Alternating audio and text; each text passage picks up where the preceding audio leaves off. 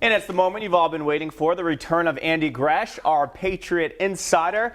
We haven't spoken on air since the Super Bowl. Good to have you back. Nice to see you too, Yanni. How are you? There's a big game tomorrow, if you've heard. Patriots and Steelers. We're going to get to all the Deflategate stuff in a minute because we haven't gotten your opinion on that.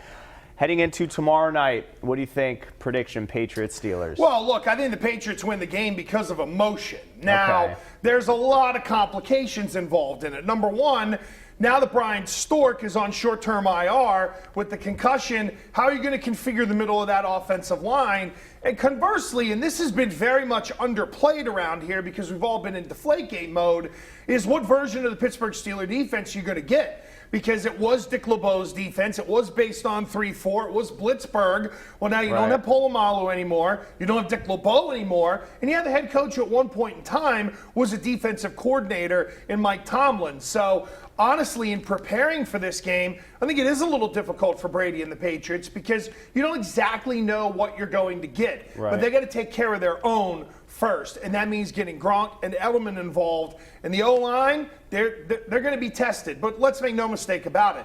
The Patriots will win the game, in part because of the emotional bounce, and in part because they're just a better team. It's banner night in Foxborough. Now, we've seen the Pats get off to slow starts in the last couple of years.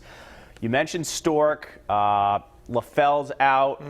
Blunt's not going to be there. Do you think Brady and company are going to be a little rusty offensively? As long as you have 87, you're fine. And everything is really based on him. Now, if he gets dinged up, then you got a problem. I mean, look, you've only got really two healthy wide receivers. I wonder if they're going to try to pluck me. You know, Kenbrell Tompkins is around. Do they try to finagle a roster spot to bring him basically up for a game and then get him back through waivers? I'm not sure if they're at that point yet. Look, they're going to hit him with tight ends. They're going to hit him with different running backs. It's probably only going to be 3 wide receivers for the most part. That's why 87 is so important. So, yeah, you're missing other people, but you have the pawn. You have the big guy in Gronkowski. And that's probably wrong, but I don't play chess, so who cares? We talked about the motion of tomorrow night. Do you think tomorrow and throughout the season the Patriots will have a screw you mentality similar to 07? Oh, God, yeah. And I think that it's the whole let's rally around Tom. You know, in 07, it was about I looked at it as it was people trying to chip away at everything that had been accomplished. So everybody had the right to be offended if you were with that football team that year, and they went out and, of course, they set records. This is a little different, though. This is rallying around the quarterback. It's not about the owner. It's not even about Roger Goodell. It's about number 12, what he means to that room, what he means to that team, and what he's meant to that organization. And I think while Spygate was more about we're going to prove to you that we don't need anything, this is more about let's rally around our quarterback, and the quarterback is going to be the driving influence to not only a victory, but setting the emotional tone throughout the season. Yeah, Brady's image bashed throughout the country throughout the offseason. Right, by idiots who can't read. Before we end this session, I want to ask you the Patriots' offensive and defensive MVP, and how do you see their record going this year? Look, Gronkowski's the offensive MVP. As long as he stays upright, Yanni, I don't see any reason why not to go with Gronk. You know, defensively, I thought about this a little bit. I like Dominique Easley. I think he's got a chance to come on. But I'm going to go Chandler Jones. This is the year for him to really – they've got athletic defensive linemen that can work different blitz schemes and games. I think 95 is going to bust out. And Pat's record this year? 12-4. Okay. I mean, I can say 11-5, 12-4. It doesn't matter. Here's the thing. Are they good enough to win the division and get a bye? I think that answer is yes. Who they play, that remains to be seen. And keep an eye on that AFC North because I'm not really vibing Denver. That AFC North's going to have 3 teams, and we're going to see one tomorrow night that are very, very difficult to deal with on a weekly basis. All right, when Gresh returns, we'll have his Super Bowl pick and his thoughts on Deflategate. That should be colorful. We'll see you in just a bit. Oh, yeah. All right, back with Andy Gresh now. Deflategate lasted some 270-plus days. What will you tell your grandkids about it? That's interesting. You stopped me because my kids are not biological. So I'm like, wait a minute, how would I tell my grandkids? Here's what I'll tell anybody who asks me about Deflategate, okay? The National Football League went in there to try to get Bill Belichick. And I think that we've seen since the reporting of the extra stuff on Spygate and the way the NFL is trying to sling just a little more mud through one of their network partners, we're now seeing that the real villain in their mind is Bill Belichick. To me, they went in to try to catch him. It didn't work. So they had, they had the Keystone Cops come in the Shriners cars, and they all should have had red noses and giant wigs going, honk, honk, like it's Tom Werner, waving at Ray Charles when he's there doing stuff. I mean, seriously, like that's what it was like. And you saw the investigation was run so shoddily. There was no process. No one in the Field Yates said this from ESPN, and it's a great point. The National Football League does a better job than anybody retroactively look like they cared about something.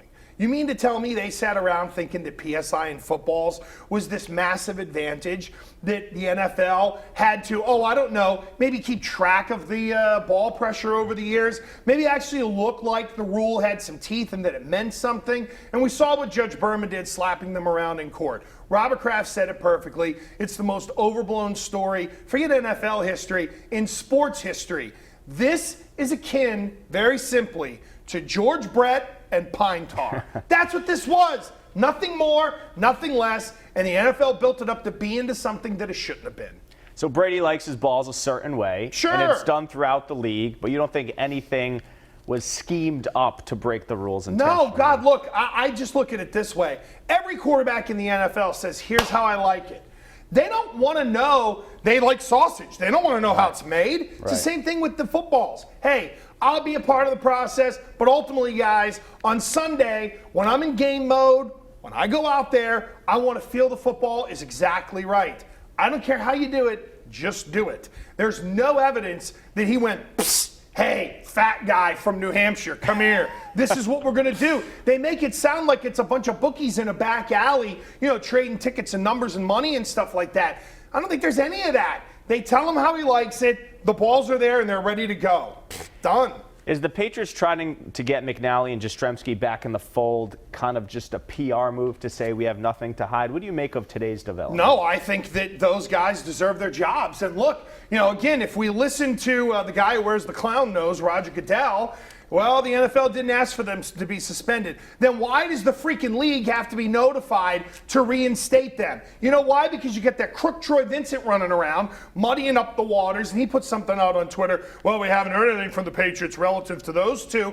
Well, guess what? Jastrzemski is a guy that they like. And in all honesty, McNally, let's be honest, he's there 10 weeks a year. 2 preseason games, 8 regular season games, and if there's playoffs. That's it. He's not a vital employee, but a guy you like in the equipment room, who the equipment manager likes, that guy's definitely coming back. They should both be there. They should both peg the bird to the National Football League and say, you know what? You've mixed us into this for no reason whatsoever. All right. It's a joke, man. It really is. And you know what? Troy Vincent's a piece of garbage.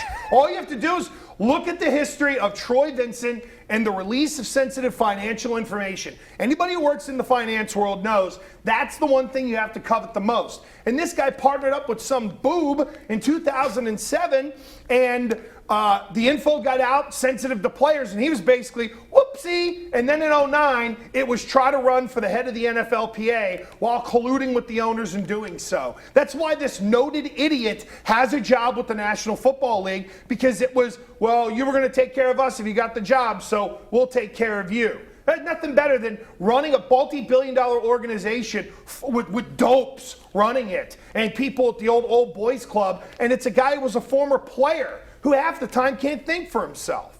So Troy Vincent up there with the Bills as your most hated entities? No, because the Bills fans are just perpetually, you know what they do? They sit there with a lighter and they burn their hand every year. Ooh, we're going to be good, we're going to be good. Ow, I got burned, we're 6-10.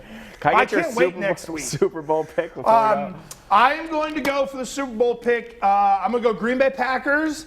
And the AFC is kind of open. I guess I'll go Patriots because they're the best team. But I don't feel great about that pick. I really don't. I think there's probably 10 teams that are worthy of winning a Super Bowl. I like the Favre-Bledsoe rematch, Packers-Pats. That'd be awesome. Remember and that's Favre's perfect. braces? Oh, of course. And I could hear that now. Hey, Yianni, give us 20 minutes on old quarterbacks. Oh, thanks, boss. How am I going to cover that one? All right, we'll see you on Sunday for the first Patriots wrap. Sure. Looking forward to it. And I love making you uncomfortable already. It's going to be a good season. Yeah. Thanks, it's man. better than working with Little, I'll tell you that much.